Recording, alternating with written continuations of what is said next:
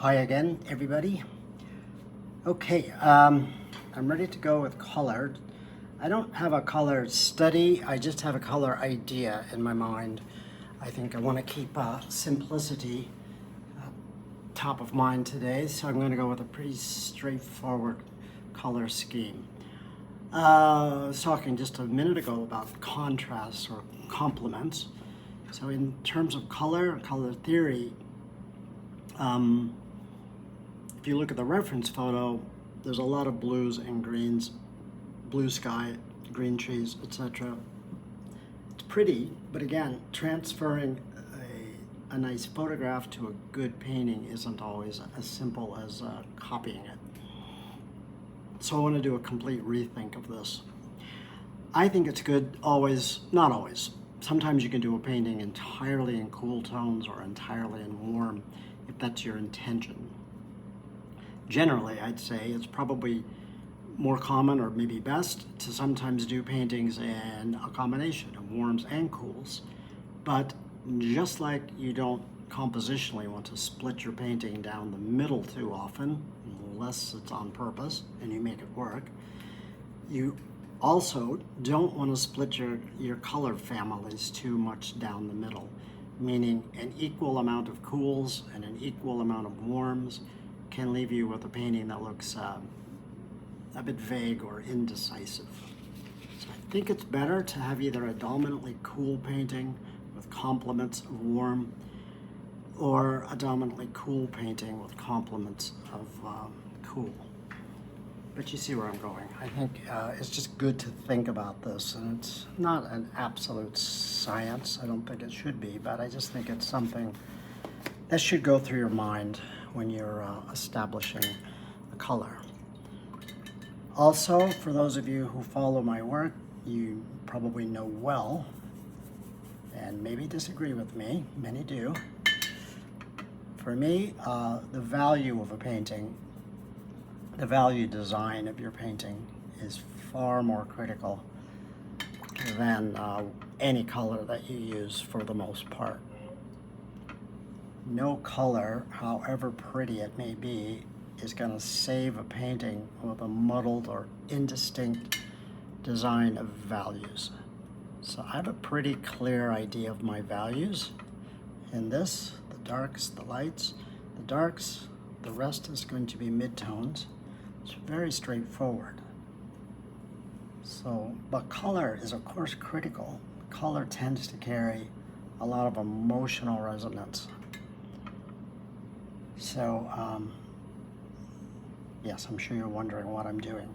I'm doing a very wet, simple graded wash, sort of a Beaux-Arts inspired French wash. This is Daniel Smith Permanent Orange. It's just a transparent orange tone. So I'm doing the background all in warm. I'm going to transition it into the cools. I want a summer vibe overall, sort of a late in the day summer feeling. So there will be very deep greens in the, certainly in the pine trees, greens probably in whatever other trees may show. So there'll be a lot of cool, heavier, darker, and then I want this somewhat lighter, more atmospheric warms to form a lot of the background. I think if I'm lucky, they'll all orchestrate nicely together. So yeah, this is just a big wet graded wash. I did a demonstration on wash types, so those of you who haven't seen it can go look at that if you wish. But it's just a matter of building up a bead of water, pulling it down across the angled surface, using gravity as your friend. I here just misting it, allowing the paint to sort of paint itself, to sort of terminate this wash or to blend it more easily into another. I don't use masking. I just find it easy enough generally to do some negative shape painting and paint around areas that I don't want covered. Although if I did use masking, this would be a good study for why you might want to use masking. Because it'd be very simple just to mask out these bits of the bridge that I want to save as light, but I guess I'm lazy. I don't like to spend the time. As far as brushes, I'm using my signature line, the Thomas W. Schaller brushes by Neef. Anybody who's interested, they're fairly new, so you can only order them online from Senior Art Supply in Melbourne, Australia, and they'll send them anywhere in the world. There are a series of mops ranging in size from quite large to very small, and I couldn't love them more. They worked with me to design them. The larger mops, of course, to do large washes, big areas of color are brilliant, but then they range down to the quite small, so they behave almost like riggers and small rounds for more detailed work. They're synthetic. They behave like natural hair brushes would, which mops most typically are, either sable or squirrel. But these are not, they don't use any animals, so no squirrels are harmed in the production. But they behave like natural hair brushes, the way the quills are designed, which means they're soft but hold a lot of spring, and they hold a great deal of water when you want them to. So I'm just trying to build up this, pretty obvious but mid-tone orange glow in the sky. Obviously the trees will be laid over on top.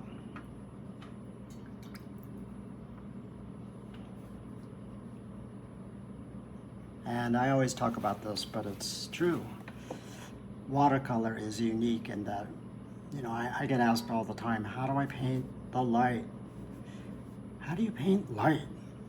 Well, the answer, you do not. You don't paint light, not in watercolor. You reveal it. And that means the white's already there on the blank paper. So all we do as painters is we paint the darks, the shadows, the shades that reveal the light. So we don't actually paint the light at all. So philosophically, when you accept that, because it's true, like it or not, it really starts you thinking, a process of thinking about what your approach to painting shades and shadows may be. They're not just dark, gray, lifeless areas that you slap some Payne's gray on or something. No. Shadows are where the light goes to gain its character and build up strength. That's the way I like to think of it. So the areas of dark are full of luminosity, character, beauty. They're the only things that you're painting. So why on earth would you want to make them ugly and dull? Yeah, I think too much in general, which is fine, but I'm probably not smart enough. I'm smart enough to know how dumb I am. But I do think a lot about painting, what I'm up to, what I'm trying to achieve, what my philosophies are. I enjoy it. I love to think about such things. And I think ultimately it makes me a better painter.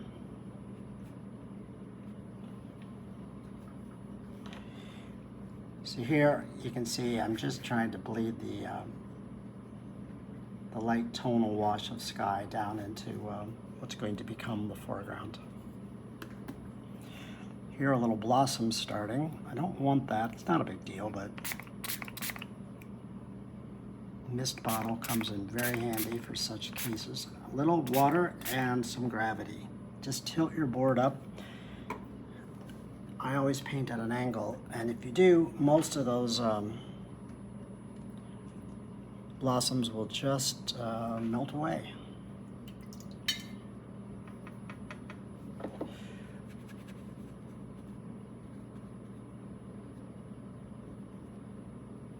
want this area under the bridge to look luminous and mysterious. I don't want too much, if anything, showing. I don't want to be specific about it, so just want some simple colors to bleed together and come down and become the water. Another thing I adore about watercolor is the way one thing just sort of melts or morphs into another thing. The sky can become the trees can become the landscape, and then the landscape can just become the water. I know you could probably get those effects in other mediums, but gosh, for me, it's never more beautiful than when it's done in watercolor. I think it's just because of its definitionally fluid nature. One thing just runs into another. Another thing I love about watercolor, as if you've asked, is the way it speaks. You can shout and speak very loud with watercolor, or you can just whisper. There's no one right way, or certainly no only way to do it, but I love that about the medium. It can be very, very poetic and quiet, or absolutely heavy metal loud if you want it to be, and both can be quite beautiful.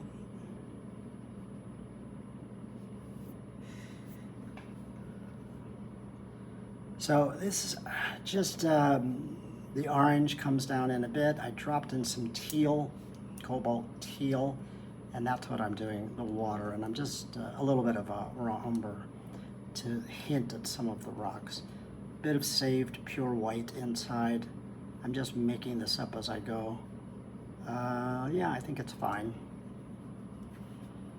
I was using the side of this 1/2 inch flat to make little indications of water ripples, and generally it worked. Looks a little bit graphic here and there, but I think overall it's not bad. Okay, here we're down into the foreground.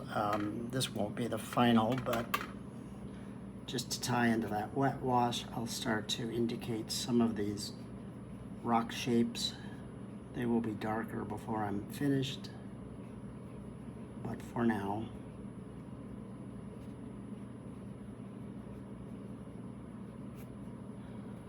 I work my paintings up always from lightest light to darkest dark. The lightest light, of course, is going to be the white of the paper. So really I start in by painting midtones. Lighter midtones, darker midtones. Then the final tones are the darkest darks. I am going to drop in some trees in the distance there, but I don't want that to dry too quickly because I want them to be wet and wet. And I was also getting another blossom there, which I don't want. So I misted it, which is fine, but because I didn't mask, I'm going to risk covering up some of my white. Should be okay. Right, none of this is too important, so I'm just going to rush through this. This is some raw umbers, some Van Dyke brown. Drop in a little cobalt blue for a complement here and there.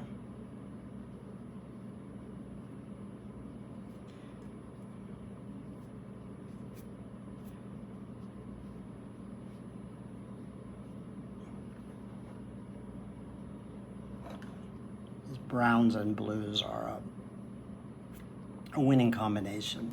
I can become a little too reliant on them, but they so often work.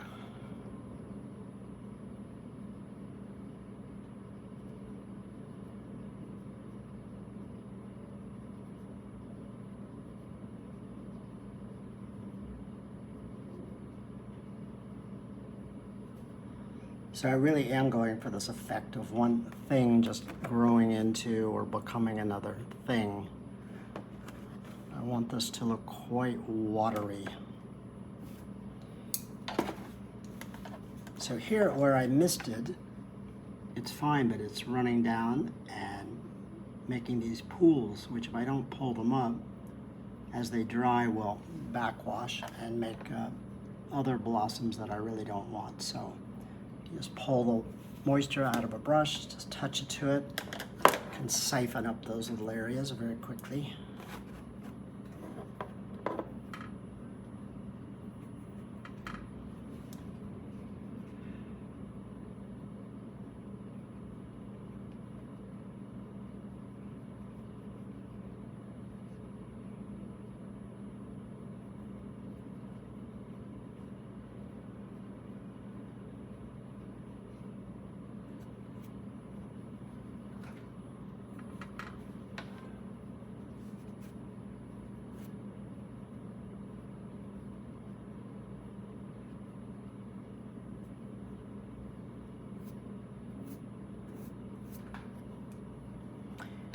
So all this is fine, but this is a little too graphic and hard-edged because I really want most of my hard edges up here.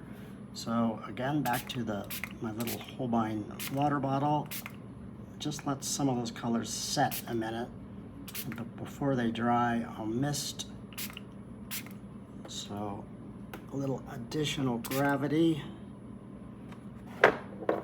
Then if I'm lucky, I'll get this sense of things that are sort of there, but not there, and just sort of emerging from the shadows.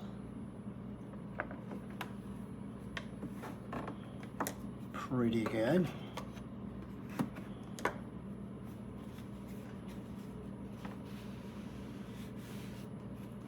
Can live with all that.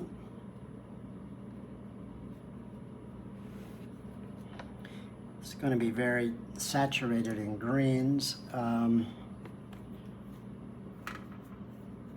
don't know how much it matters, but I can get a little jump on it while it's still quite wet. I'll just drop in some greens. It might just help speed things up as this goes.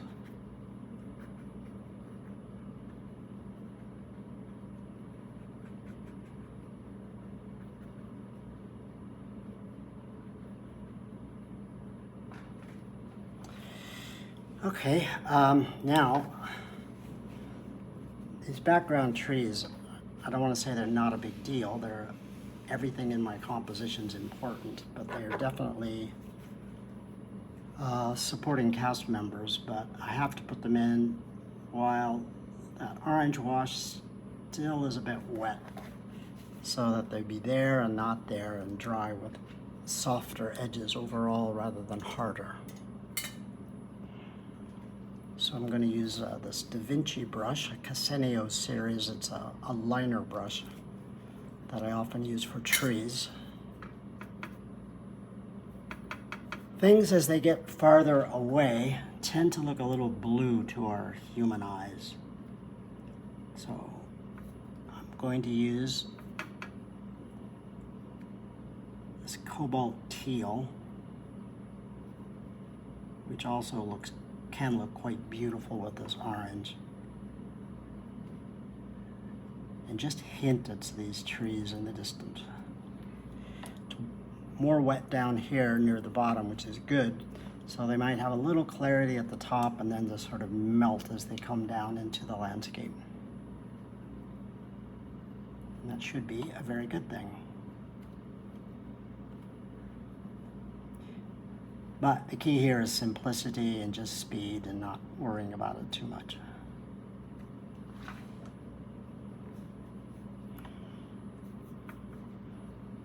Yeah, this whole sense of mystery is what I mean, I don't want it everywhere in the painting. I want some clarity here, but everywhere else, I definitely want this misty, it's sort of there and kind of not there mojo.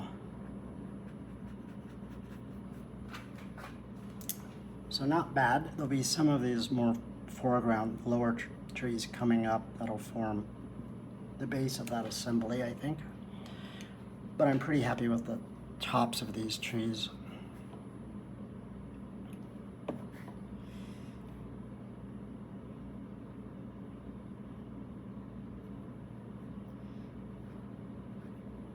Yeah, here where I missed it, it went over my white of my bridge. That's what I get for not masking. But that's all right, life goes on.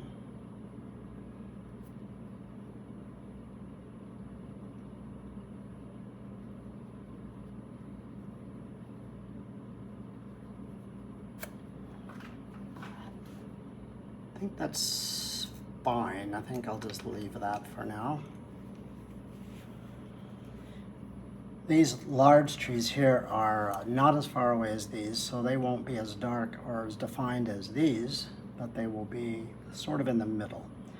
I'm hoping sort of my graphic treatment of these various assemblies of trees will also help establish the sense of foreground, midground, background, depth, and perspective overall.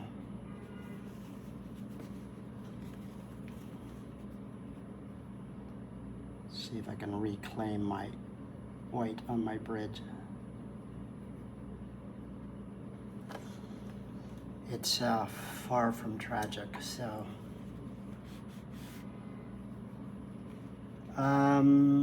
Okay. Here I think I want to tone the bottom, so I want light here for sure. Don't want too much going right off the bottom. I'm trying to figure out the best way to do it. I want the face of these bridge piers to be light, so they might be reflected into the water. So I think I will, rather than paint across, I'll paint up a bit.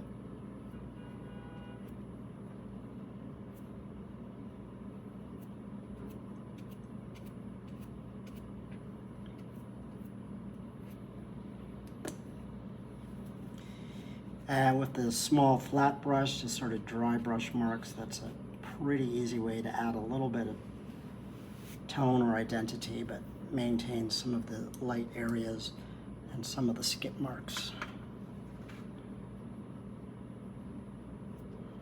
that I love so much about dry brush work. It's also just a great way to enhance connections from one area of the painting to the next. Okay, so as I said, I build my paintings up from light through the midtones into the darks. So everything I've been doing is midtone. Very light midtone, midtone, some darker midtones. None of the real dark has happened yet. One last move will be to establish, as I said, these sort of mid-ground trees. I think they should happen now.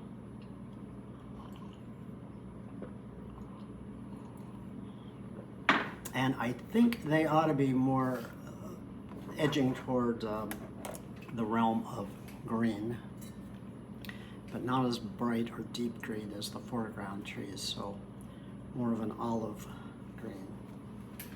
This is another one of these liner brushes, but it's slightly larger. So I'm going to use some Daniel Smith Serpentine green. It's a very beautiful mineral-based, sort of an olive green. So yeah, these trees will have a little bit more definition and clarity. Not as much of these, definitely more than those. But I don't want these to be overly specific either, so especially as they get near the top of the painting, they're going to fade in saturation, and I'm going to modify them in terms of color by dropping in a little bit of this reddish tone. Just some burnt sienna, raw umber, or whatever, just to modify the greens, leach out some of the greens, go more toward the warm so it blends in a bit better with the sky.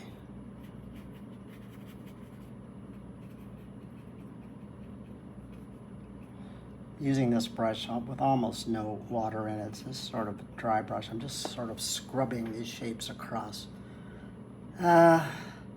It's okay, I'm not in love with it. I think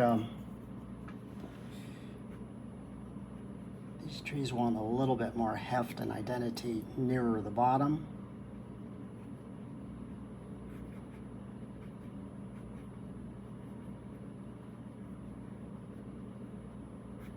Gather up some of those shapes. And I think they need a little less identity near the top. So I'm going to just mist over the top, fuzz out some of those edges.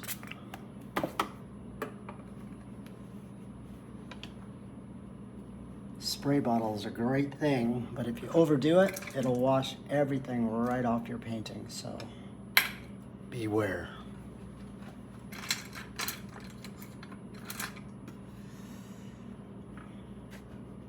Now I'm engaged in my most favorite activity, looking for a brush I can't find that I had 5 seconds ago.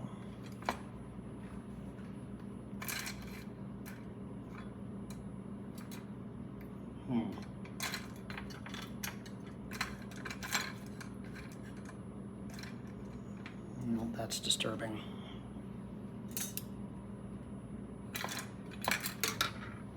But I have to work pretty quickly because I don't want these areas of leaves to dry. So I'm going to use a slightly larger. I was looking for a small flat brush, which I just had and cannot find it. Otis, did you take it? No.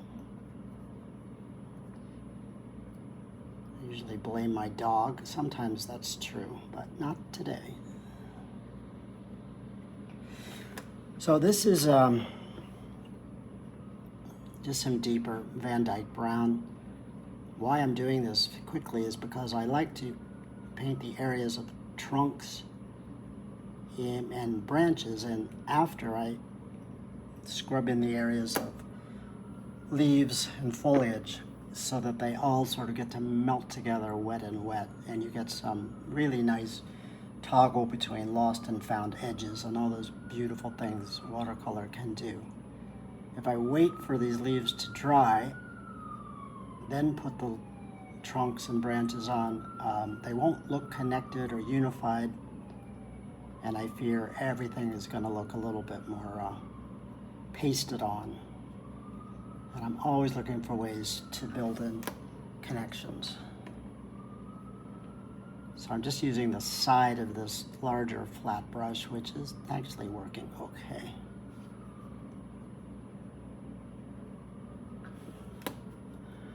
Not too worried about the bottoms because these darker trees will cover over. But just so I don't get into any trouble, I can just feather some of those edges out.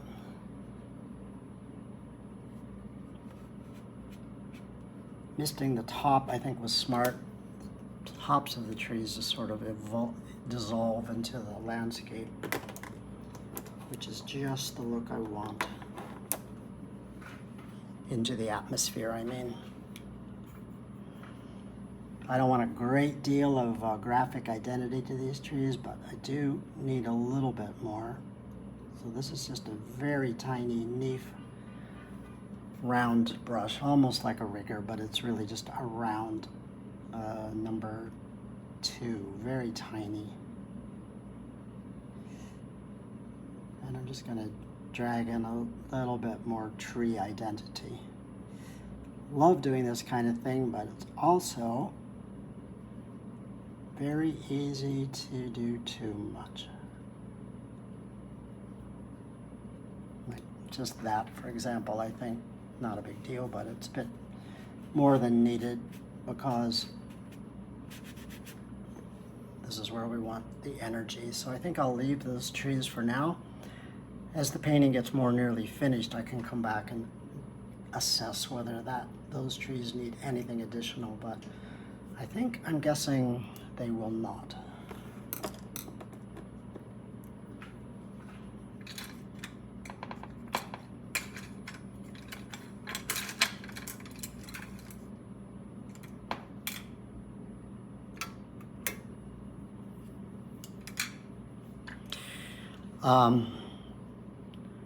time now to begin to think about the darkest darks.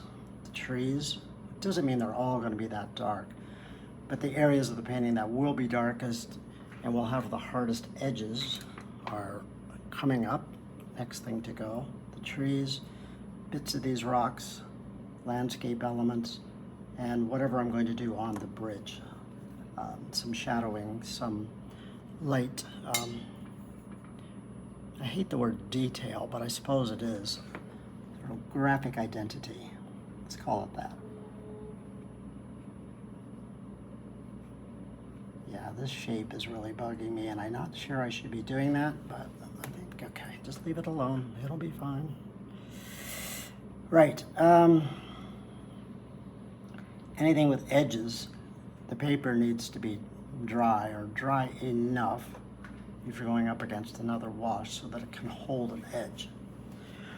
I've decided to tone the left side of what we can see of the pillars, the braces, the struts, and underside as dark. It sort of implies a more direct sun angle than anything else in the painting would imply, but I think that's okay. This is an Escoda number 4, a very versatile, a round, very nice. I could use one of my little mops, but I think this will work very nice. Holds a very beautiful point, and I just happened to grab it, so. Oh, I can see this is not very dry behind.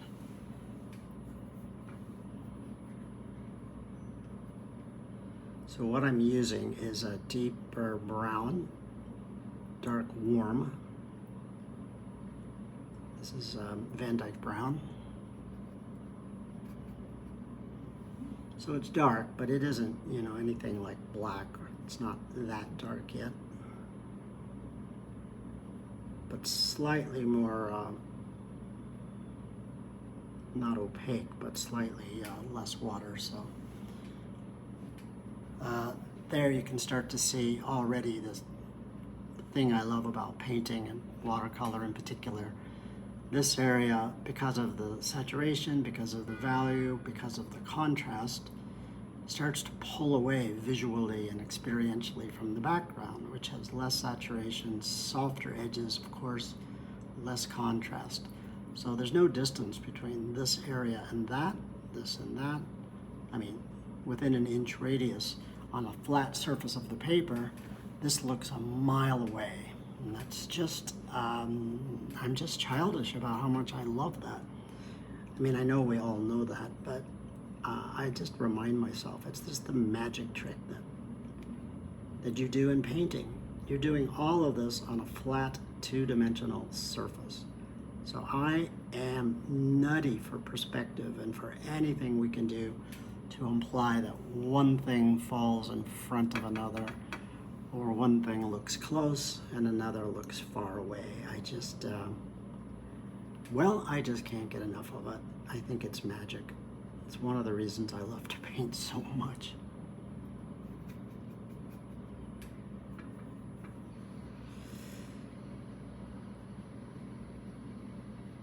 I just had a tour of the Metropolitan Museum, and again, just a reminder that there's just no one right way to do anything, but we were looking at a lot of great masters' works, and there was a whole school of thought for a while where anything representational was shunned. And that meant even nods to not just linear perspective, but spatial perspective. And anyway, what I'm saying is certain painters of that era tried very hard to just make the whole painting animated and definitionally a two-dimensional experience. I actually quite love a lot of that work, but it's just so very different from what I do, and it, again, doesn't make it right or wrong, just different. So here I'm building up the darks. I'm just experimenting with where I'm going here. I'm dropping in some deep ultra blue into the a Van Dyke brown base dark, and then little bits of orange here and there for a little glow. Maybe a little too fussy, but I think it will help animate. The bridge itself is such a very simple structure that maybe a little bit of this luminous variety will help animate it even more.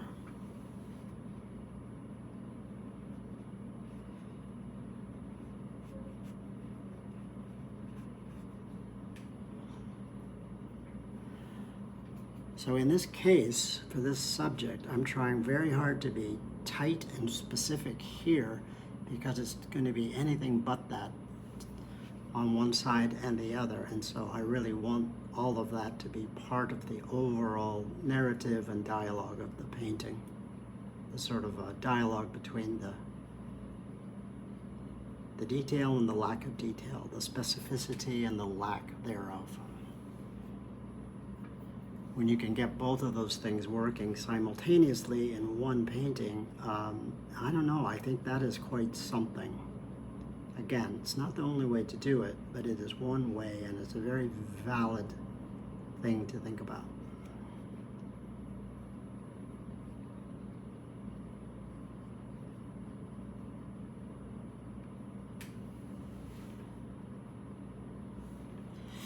And there's so little structure or rational tectonics in this whole painting that I think just this little introduction of a bit of them will be a nice, just a nice built-in narrative. I think if I want to get really where you will be sitting at home watching this and you can roll your eyes, I just really like that sort of dialogue between what humans can make, what nature can make, as they talk to each other and as they work together. They don't have to be at odds. They don't have to be a fight that one has to lose. Again, it doesn't have to be a zero-sum game. Both things can be right. Both things can win. Both can work together beautifully. And I just find it metaphorically very appealing to me. It's the way I love to see the world. I'm often disappointed, but I just have to believe it. That we don't all have to think the same or believe the same things to be able to occupy the same place. World history, forever, and certainly currently, seems to argue the opposite, but I don't know. I just have to believe it's possible.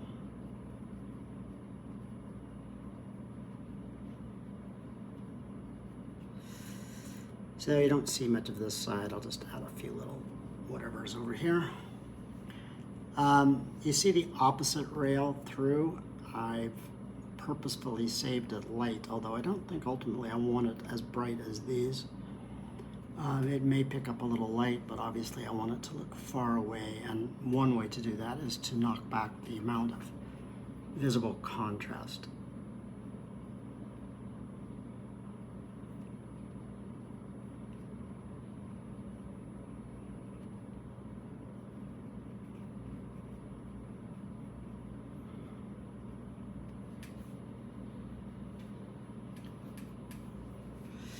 So no, I'm not looking at the reference photo at all because I pretty much invented everything that I'm painting now. There are rocks there, but they don't really look at all like these rocks. And definitely there are colors there, but they don't look anything like the colors I'm using. So yes, I've taken off the training wheels and I'm on my own. I want a little nod in the water of this connection between left and right.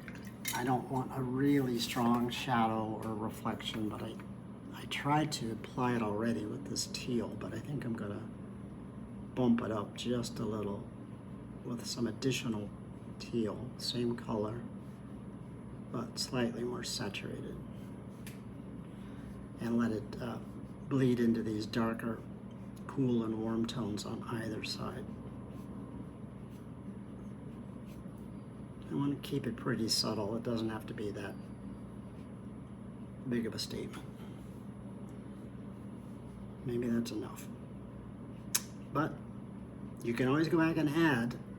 That's the real tricky part of watercolor. It's very difficult to take away light, but it's pretty hard to add it. Once it's gone, it's kind of gone.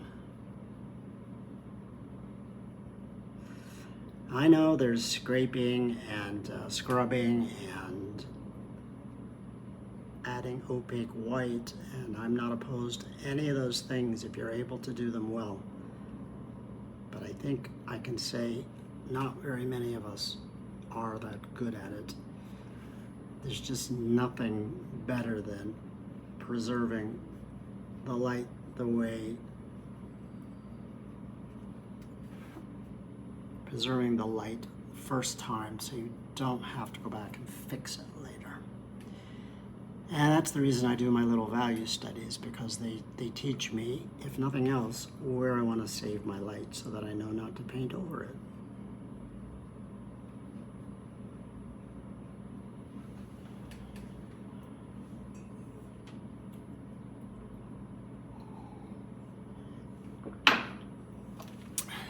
Such a simple bridge. I've looked at this bridge 20 million times, and very often I can't help but wanting to redesign it a bit and add some additional decoration or structural support, but yeah, just in my mind, not in reality.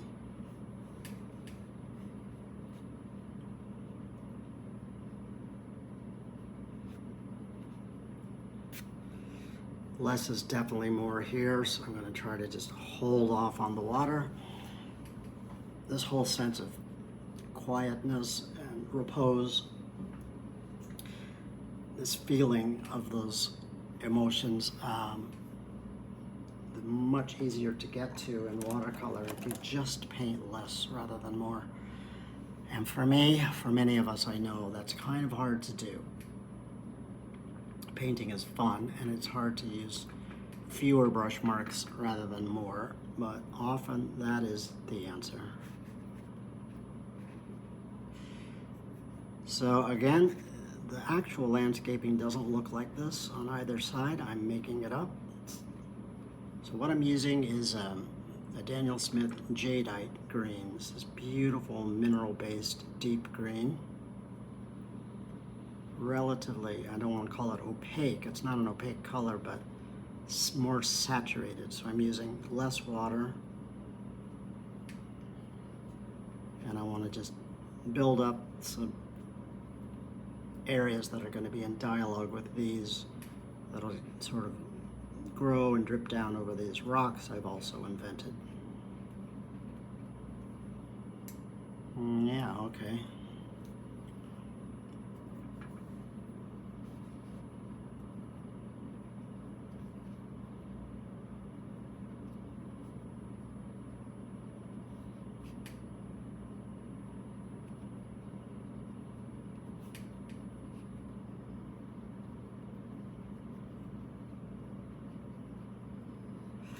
I do wish for everybody that we could all go to Japan.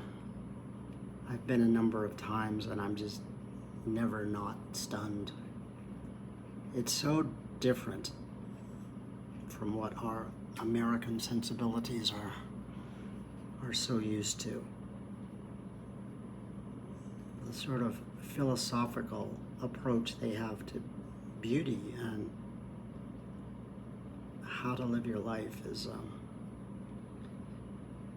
obviously the whole world's become more homogenized, but it's still there and amazing. The discipline with which they approach beauty is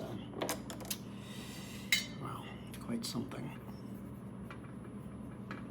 So I want to work in some areas of moss or lichen or little areas of grass perhaps. I'm absolutely winging it. I think that's the technical term. I have nothing here to look at, so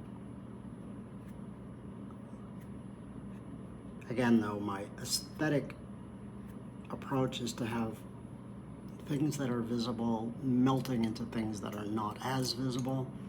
So this dialogue between what is there and what is not there is my key. So some slightly more upright conifers here at the top, smaller trees. Just let them run down and melt into this mess, whatever I've got going. But hopefully this graphically and in terms of value will terminate the drawing onto the right side. This side will be more developed and I don't want to call it heavier, but yes, heavier.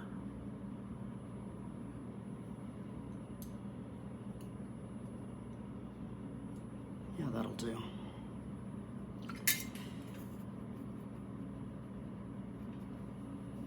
And then under there'd be some shadows. This is just a simple way to get there with some ultra blue.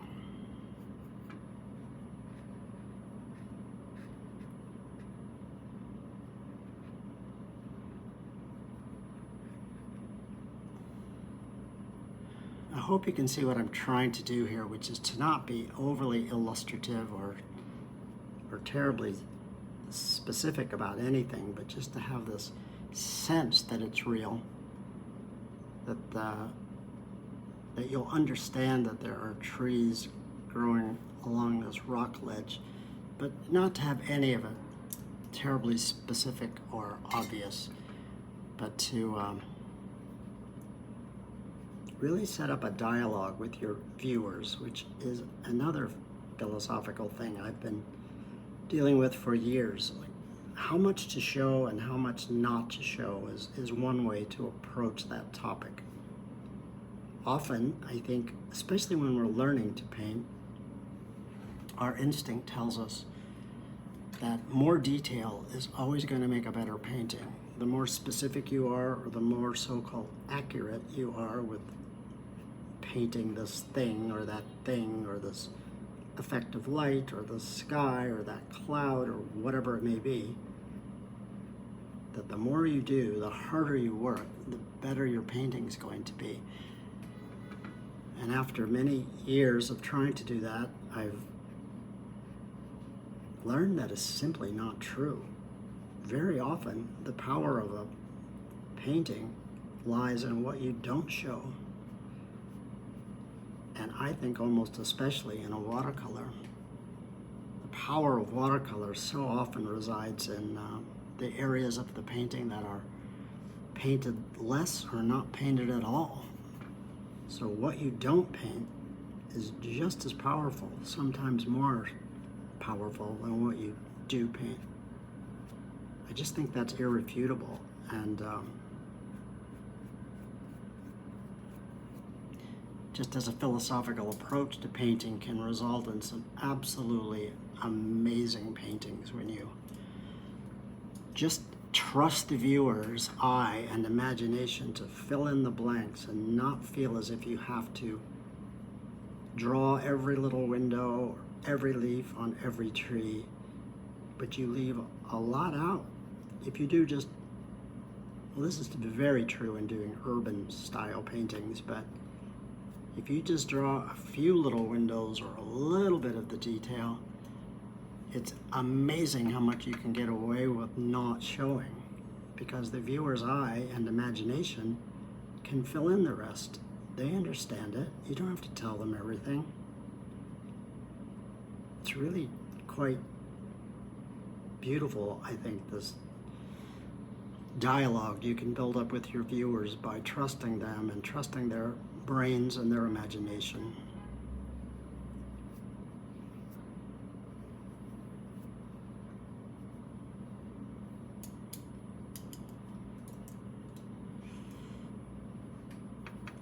So generally I like what's happening here. Again, it looks a little too specific, but I'm going to mist over this one more time, and hopefully that'll blend all these shapes together just a little bit to take away some of the sort of graphic specificity and make it a little bit more mysterious and compelling. Before I do that though, I want to add little bits of dark here and there. This is just some ultra blue to imply some shadows without being, you know, really that specific about it. Just the idea of shadows, really.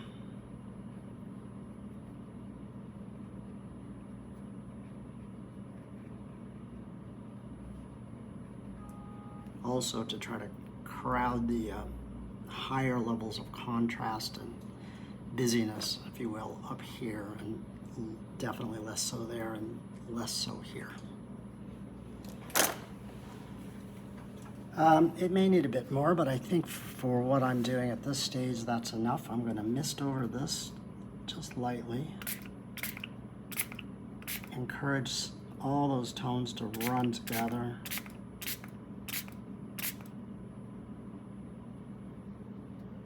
I may have overdone this mist bottle, but maybe not.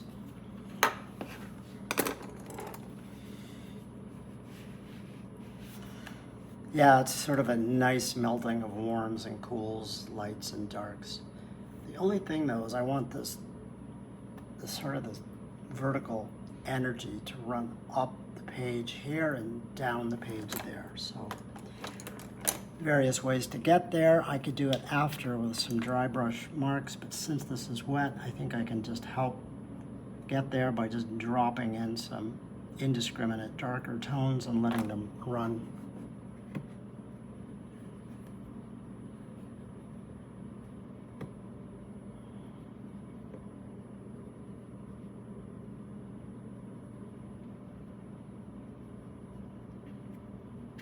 Paint up from the bottom just a little, just to help connect.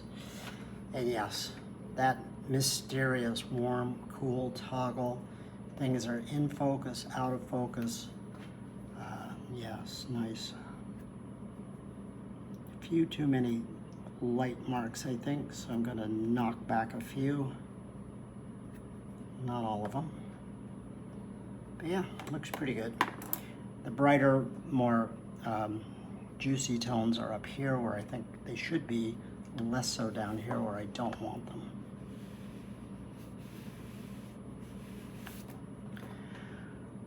Right, now while that's wet, I'm going to do something I'm always unsure if I should do, but I almost always do it. I'm going to take some of this Holbein lavender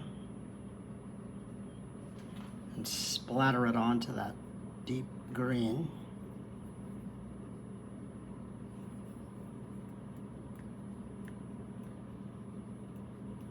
I love this effect, but it just adds a little texture and scent of light sparkles, but it looks to me particularly beautiful with the deep greens. And it can add a little bit of mystery. It's just one of these kind of gimmicky watercolor techniques that less is definitely more. If you do it too much, yeah, it looks chalky and messy.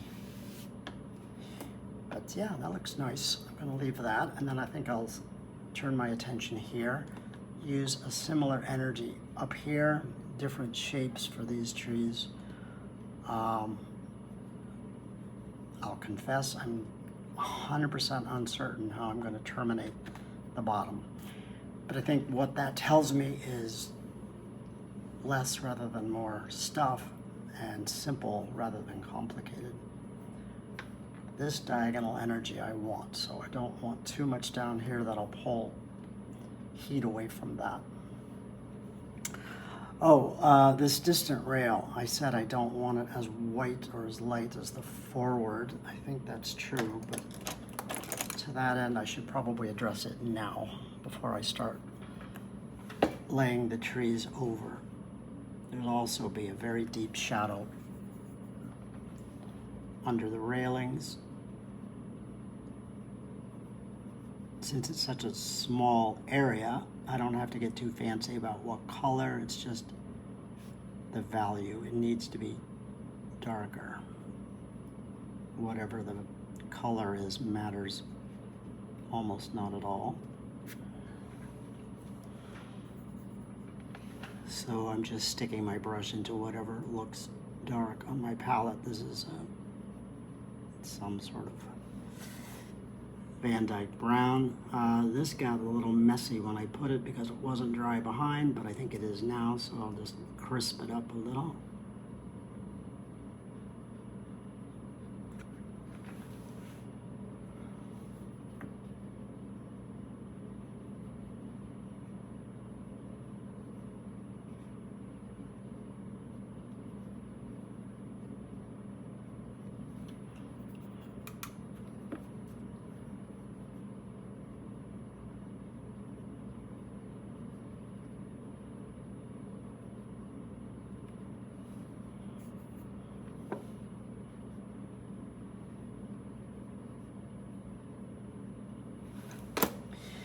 Right, so I'm not sure the best way to tone these out. I think I'm going to just use a bit of diluted sky tone.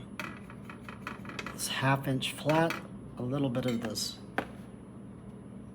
sky color, and just here and there wash over that railing in the back. Not very dark, just enough to knock some of the light out to make it look a little further away. Left a few little light sparkles here and there. That also gives me the opportunity to add a little bit more value in here to help enhance the lights on the others. It looks fine. I think I didn't need to take that much light out, so I can reclaim a little while it's still wet. Yeah. Okay. These trees. I'm going to start at the top, then I'm going to get a little tighter as these swoop down here into this landscaping I've designed. Since apparently now I'm a landscape architect, which I am not. At the terminus of the painting, this is the jadeite green for sure, but I've mixed a little bit of burnt sienna in just to complement it and to lighten it up ever so slightly. I still want it pretty dark, so it reads definitely forward of anything else. And then as it gets down further, I will deepen the greens under the foliage and more near the center of focus.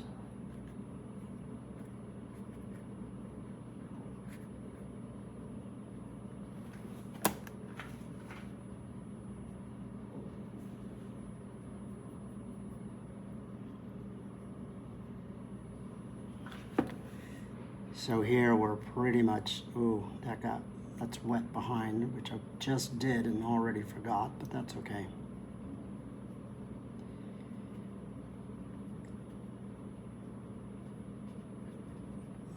Not a big deal, I can clean it up.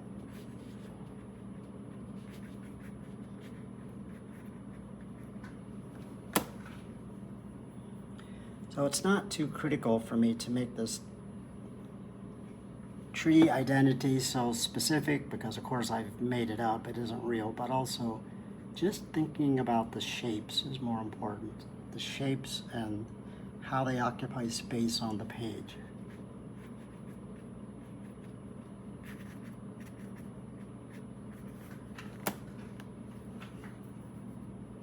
So I'm just designing this as I go. I think I'm pretty happy overall. Maybe I could come up just a little higher here and there. So I get a stronger diagonal. Okay, I have designed some little trunks, which you can barely see, but a little of this I think will be nice. This is just out of the tube, neutral tint, so pretty darn dark. to begin to form these weeping trunks of this tree I've designed.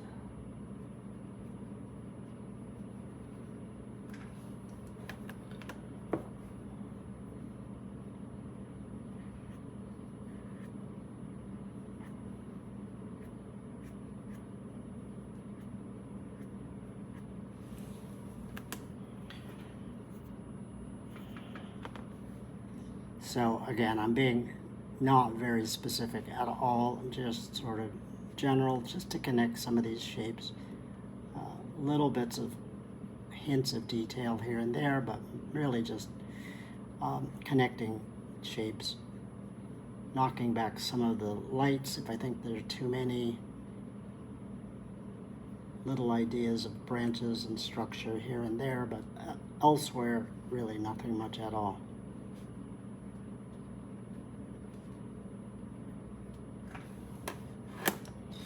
Cool.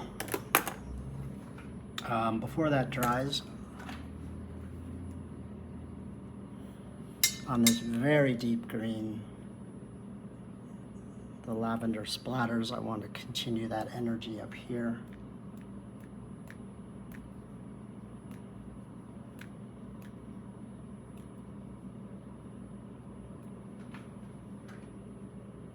Yeah, that's okay. I may add some more later, but just before that dried, this Holbein lavender is a very dark, not dark, very heavy, physically heavy, semi-opaque color. So when it hits a wet wash, it sinks down in, and it floats up a bit and makes these kind of intentional little blossoms that look less like spots and more like blooms of light. Again, it's gimmicky, but I'm addicted to it. Dropping in some deeper, more saturated greens at the very bottoms down in here to try to add some sense of shape, perspective to these groupings of foliage.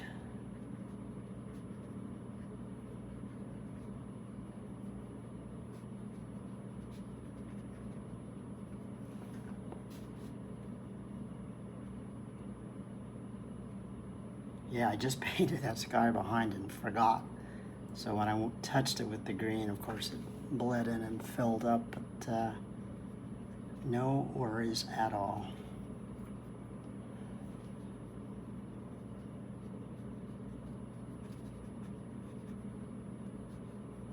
So I will put some filigree of twigs and branches sweeping down over, but not just yet. I will in a moment.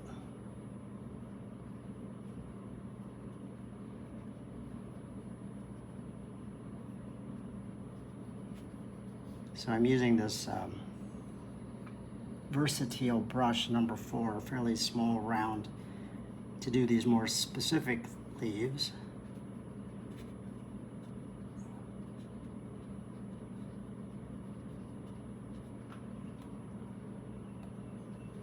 This is fine, but again, it's really easy to overdo and get very technical and tight. And again, I don't mind a little of that, but I don't want too much of that, so I think I'm going to back off. Before that dries, a little bit of pretty saturated Van Dyke brown, and I'm just going to, with some calligraphy, drag in some branch shapes to tie these areas together.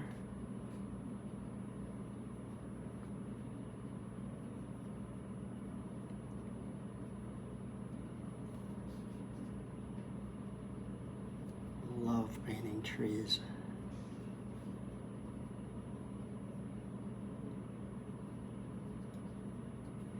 I love inventing trees too, because very liberating to paint. There's no, it's not like doing a portrait.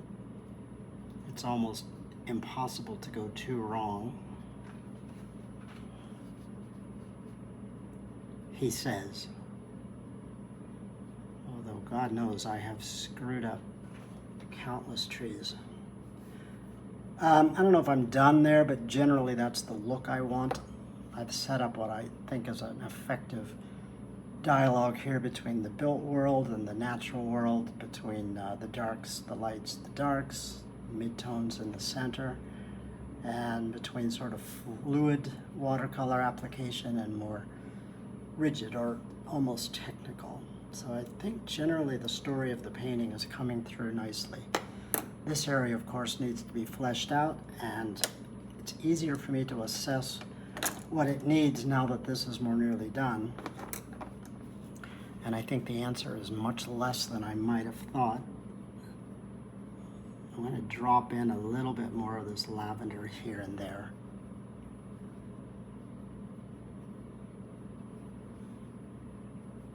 I'm so cautious. I love doing this, but wow, it can get out of hand so quick. Yeah, I think that's just a little over the top. It's okay. So I'll start this off, though it's something just dawned on me. Maybe a little filigree, a brighter green in the center here would be nice.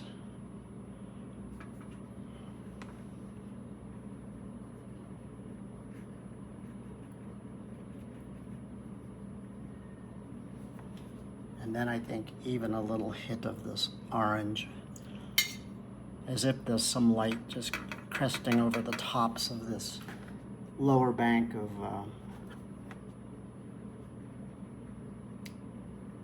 landscaping.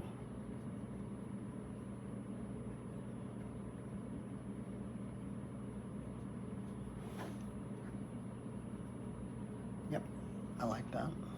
It's a little intense, but soften it.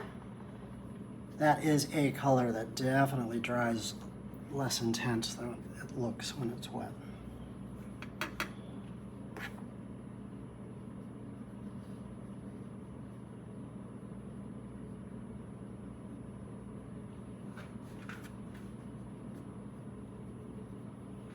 I think I should have worked a little bit of this orange down into this area too. Not too late. I mean, it is too late, but it's never too late.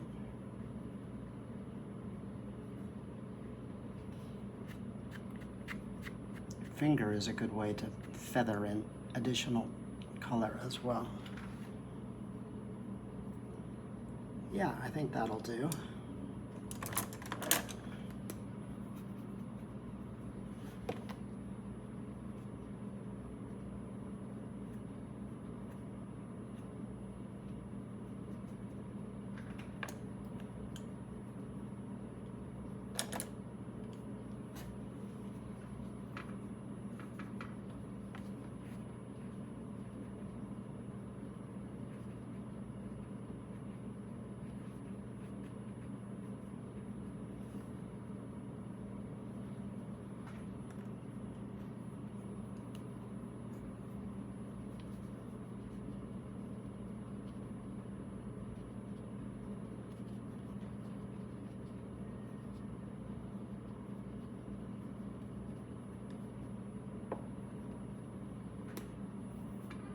So a similar treatment on this side to what I was trying to do on the other, which is just sort of a impressionistic salad of edges, clarity and lack of clarity.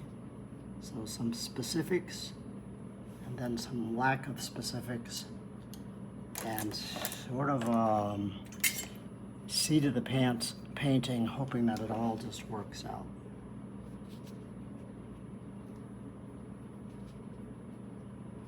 Really, too, a lot of painting is that, I think. I teach quite a lot, and I really, my heart goes out because I hear what people say, because I feel it too. You know, they say, oh, I'm afraid to do that, I'm so nervous that I'll screw this up, or I don't know what I'm doing, I don't know how to solve this problem or that. You know, it's okay. You don't have to. A lot of what I paint is just seat of the pants, and I have a kind of a fake confidence that it's going to work. And do that often enough, and oddly enough, you can develop actual confidence by doing that. Does not mean it always works. It just means that you're not that afraid or not that hard on yourself. It's just nothing less productive than that kind of unhealthy self-criticism. It just doesn't do any good. Also, painting is fun. And I think it's just always important to remember how much fun it is. So if you screw it up, it's okay. There's another painting. It's just a piece of paper.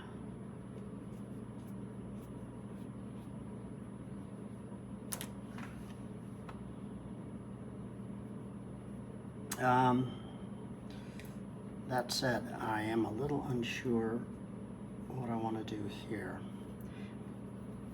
I'm remembering my mantra, which is definitely less rather than more. So, trying to just simplify.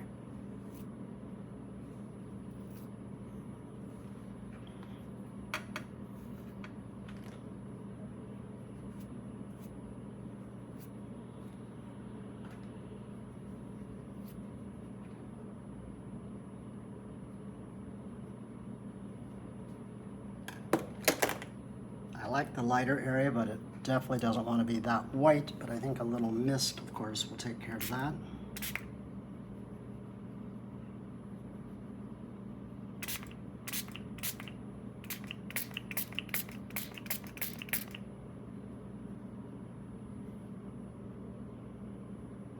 More gravity, more running, more transition.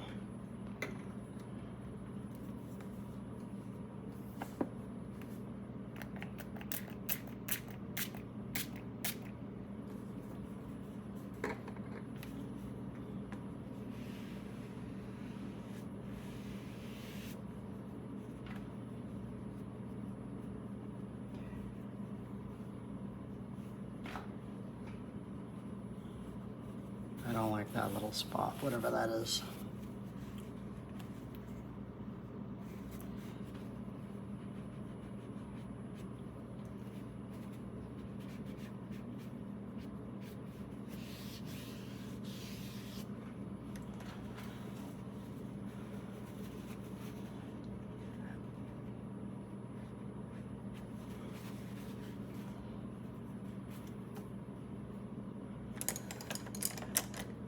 All right, so painting's still pretty wet.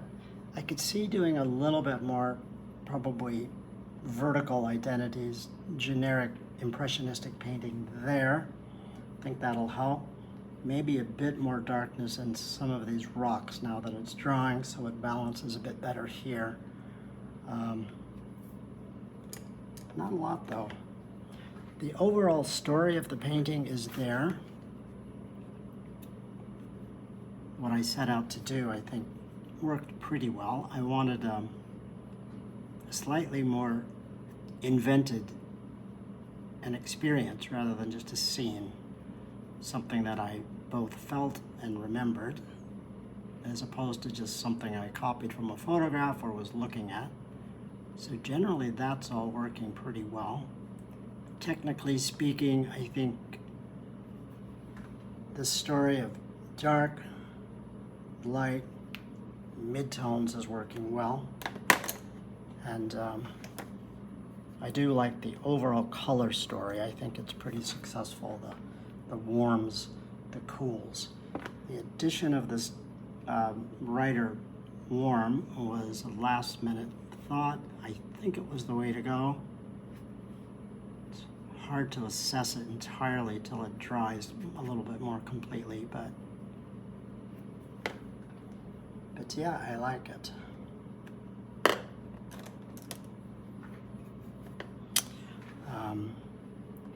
The implication of depth, that is to say, foreground, midground, background, I think is all working quite well.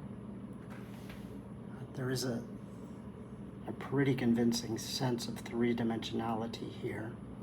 It's fairly easy to feel what falls in front of something else.